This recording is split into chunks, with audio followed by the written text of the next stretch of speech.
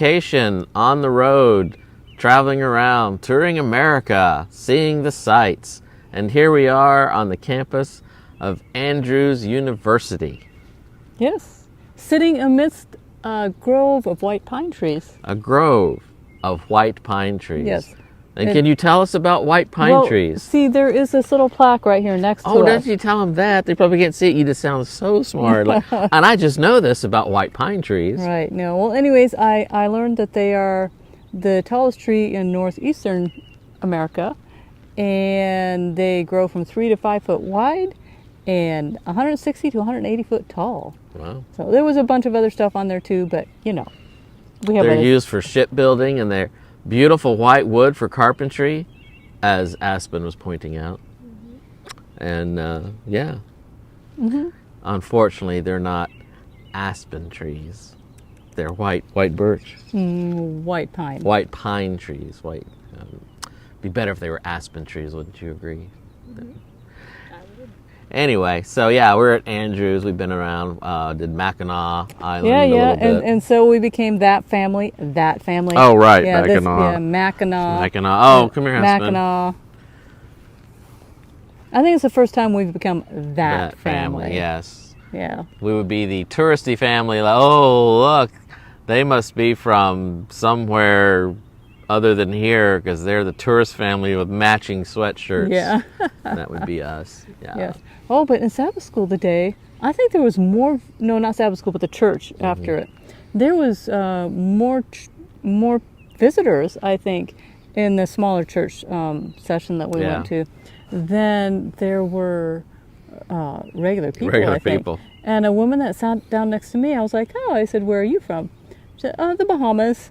I didn't bother telling her we were from Texas. It sounded so mundane next to being from the Bahamas. Yeah, yeah. They did the old traditional. I didn't know some churches still did this, but reading the visitors' names and there you are. Yes. Where are you from? And I felt like I so carefully wrote Brett's name. Yeah, I don't know what was going on. Yeah, and I wrote Brett, Miranda, and Aspen Hadley. Yeah.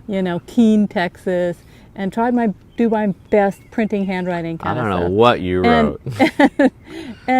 And so I thought they'd say, Brett, Miranda, and Aspen Hadley from Keene, Texas. Yeah. No, he's like, Bretty. I didn't even hear that. I heard Bredja. I heard Bretty. We're gonna start calling Brett Bretty. Bretty from now on. That was just bizarre. And we're sitting there in the back, and I'm not saying anything. It's not even close to my name.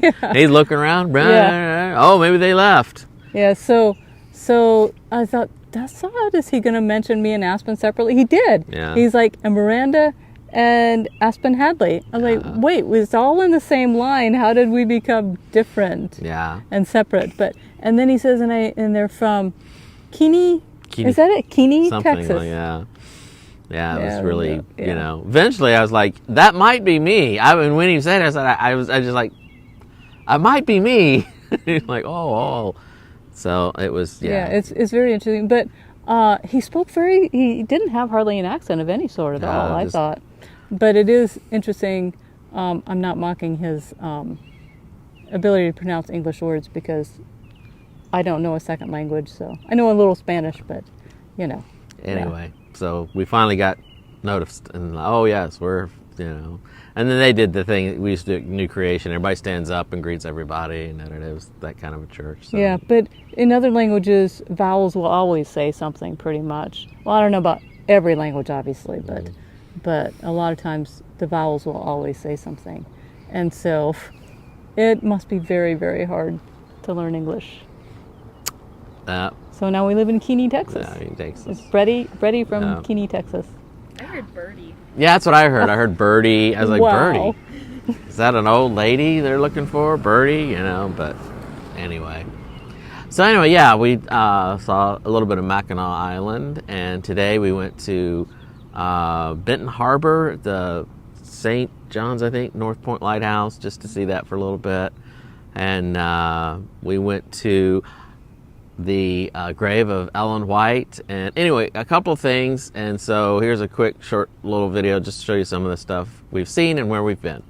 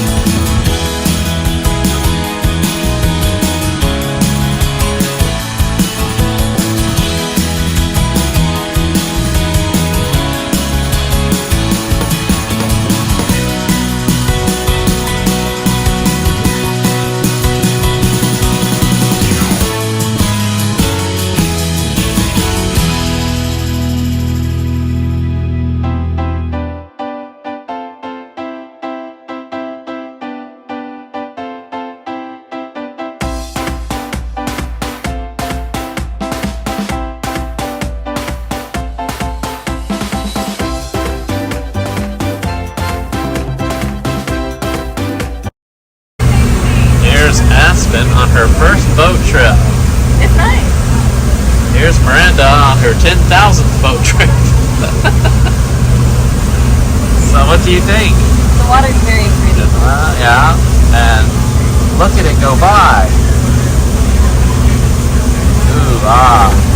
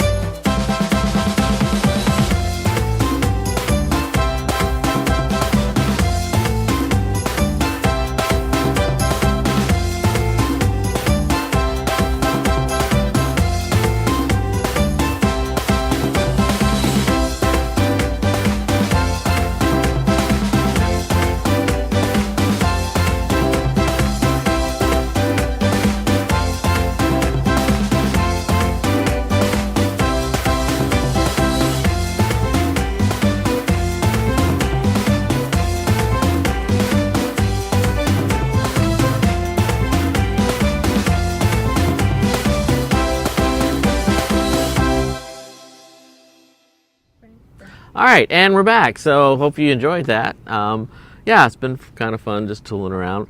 We are posting a video later of how to find the Ellen White gravesite if you want, because it's not hard. We went all over the cemetery looking for it, and I said, so just look online, because somebody, for sure, there got to be many Adventists, go, oh, and here's where it's at, and here's how you find.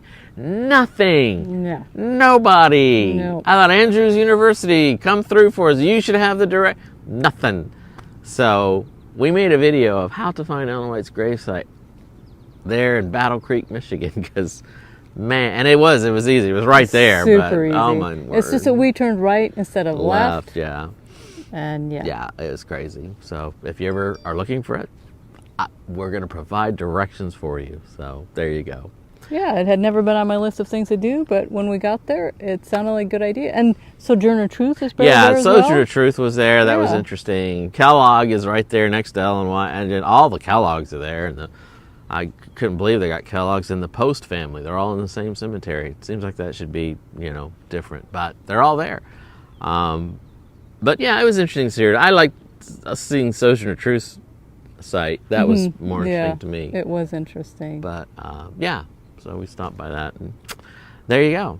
So anyway, on to Salt. We told you we were going to talk a little bit more about the difference between wisdom and knowledge, and what does that look like. And here's Miranda to delve deeper into the subject and topic of wisdom versus knowledge, and knowledge versus wisdom. Right. Well, just as to lead us in, we're going to briefly touch on what we talked about on Pinch of Salt for Wednesday.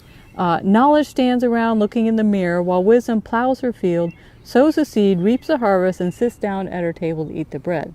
And so Brett's going to refresh a little bit of our memory. We had compared that to the rich young ruler. Yeah, just that the rich young ruler, he had a lot of knowledge.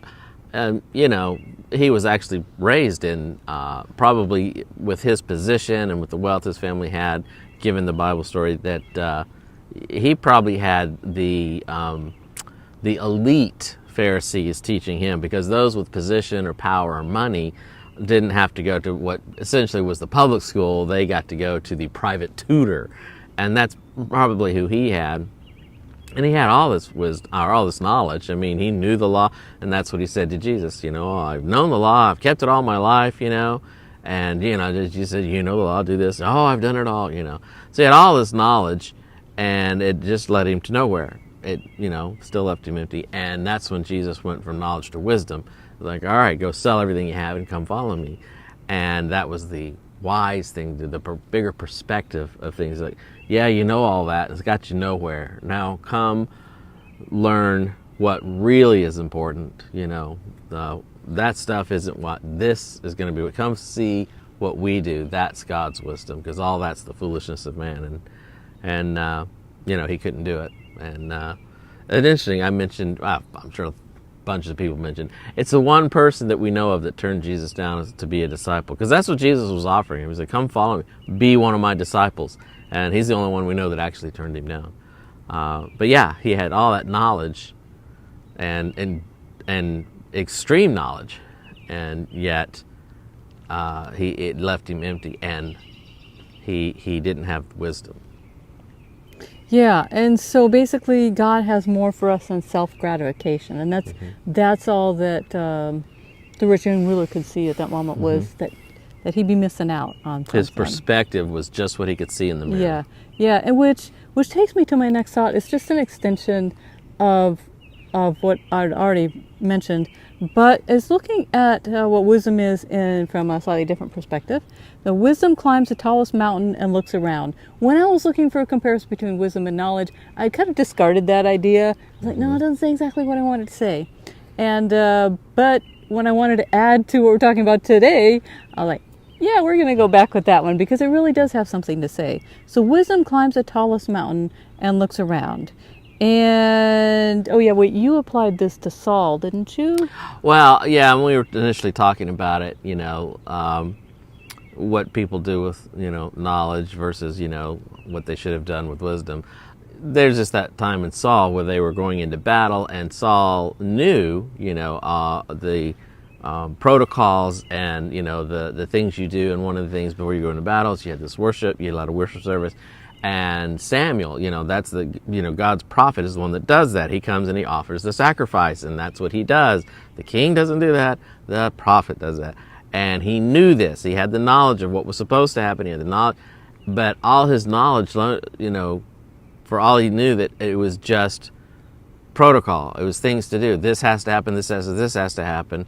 And so he took it upon himself, because if you don't know the story, he was getting really nervous because men were leaving, and because Samuel was delayed, and he thought, man, if I delay any further, then I'm going to lose too many men, we're going to lose the battle, Instead of the wisdom being, God's actually the one that wins the battle, and you know that, and you wait on Samuel to come do his part. It's not just something to do, it's you exhibiting your faith in God, and God's the one that wins the battles. And if God told you to do this, you do that, and God takes care of the rest. So his knowledge was just things to do and accomplish to get things done. Wisdom was, but it's not, the faith is not into doing things. The faith is in doing them right. Right. Basically, while knowledge looks in the mirror and sees self, wisdom climbs the tallest mountain and takes a look around and sees the bigger picture. The bigger picture. And of course, those things that are closest are clearest, and things that are down in the deeper parts of the valley are not so clear, and some are even obscured from our sight. And yet, wisdom knows that it must travel the path that's laid out for it, and that includes an occasional passage through the unknown. And wisdom knows life's journey isn't just about skipping from mountaintop to mountaintop, which we would like to do. But, so we talked recently about just wanting to pass by the little things and just do the big things, because that sounds like ever so much more fun. Self-gratification, basically, right? But the big things don't happen without the little things happening first. And we do not arrive on this earth as old men and women. We arrive as small infants, dependent on others for our survival. And yeah, that's us. We're dependent on God like that for our survival. So wisdom lives by faith. She doesn't just stand around looking in the mirror and think she is complete. She walks through the faith door and finds bigger truth, which has another faith door to walk through, until she has walked through so many doors, she realizes she is nothing but a pin dot in space, while God fills the entire universe. Yeah, I think one of the things I'm trying to remember it now, one of the things I read about wisdom, it was something like wisdom is realizing and knowing how much you don't know. Yeah. And which is true, and I used to think I was a lot smarter when I was, my 20s and 30s, and now the more I was like, well, the more I really understand of what I don't know. Yeah, there's so much more vast knowledge that we don't know than sure, we can be experts in our field or something like that. Not me, I'm no expert in the field, but we can know a lot of stuff. But boy, it's nothing, absolutely nothing, compared to one, all the knowledge here on earth, and two, all vast wisdom and knowledge of God. Yeah, I think I've always said humility, or a good trait of humility is, you can to start every opinion or debate with, I could be wrong, because we don't know everything. And the idea, I may have a thought, I may have a belief, I may have something, but true humility is like, but I can be wrong. I don't know everything. And God's always got ways of teaching me things and unteaching me things that I was sure were true, but are not. And, I thought I could eat Snickers and Pepsi for breakfast every day and it wouldn't affect me. And boy, did we find out that wasn't true. But, yes. See, now I have wisdom. Anyway, but yeah, I thought that was a good knowledge versus wisdom is for all of us, that the longer you live, you hate, because you sound old, but it's like, oh, I just want to tell people younger than me, oh, trust me, this is going to be this way, or it's not as bad as you think it is, or this will pass, or oh, just hang on for a few more years and you'll get through this, or you'll see things bigger. It's like you said, the perspective becomes bigger. The longer you live, your perspective gets to be deeper and bigger. Mm-hmm. Yeah, especially if you allow God to be part of that. You have to,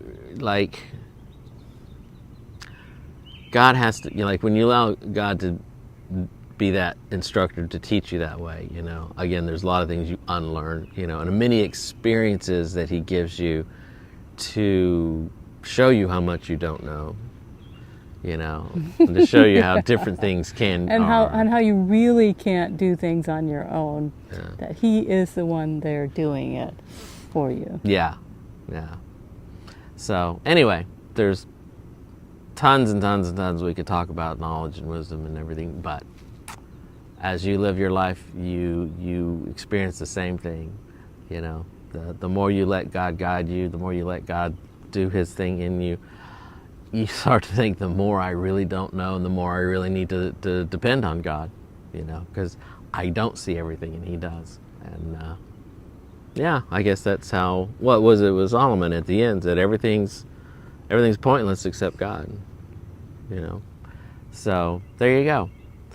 Anyway, so this is, we're leaving here tomorrow, and we'll be traveling around some more, and who knows where we'll be broadcasting from again next. Might be in Indiana or North Carolina, or who knows. So, well, I hope you had a good Sabbath and a good week, and we'll see you here next time.